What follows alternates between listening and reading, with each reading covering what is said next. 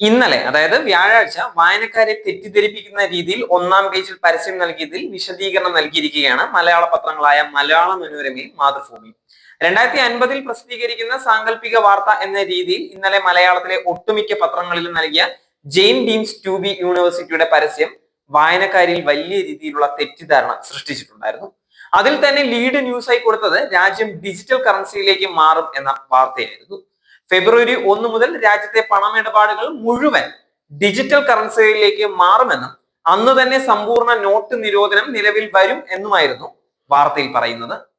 എന്നാൽ ഇത് പരസ്യമാണ് എന്ന് മനസ്സിലാക്കാതെ വായിച്ച വായനക്കാരിൽ പലരും പരിഭ്രാന്തരായി.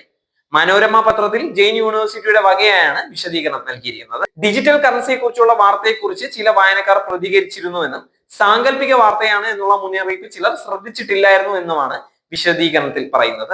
അതിനാൽ ഫെബ്രുവരി 1 മുതൽ രാജ്യത്തെ പണമിടപാടുകൾ ഡിജിറ്റൽ കറൻസിയിലൂടെ മാത്രമാണ് എന്നുള്ള വാർത്ത പരസ്യത്തിന്റെ ഭാഗമായ സാങ്കല്പിക വാർത്തയാണെന്ന് അറിയിക്കുന്നു എന്നുമാണ് വിശദീകരണത്തിൽ പറയുന്നത്.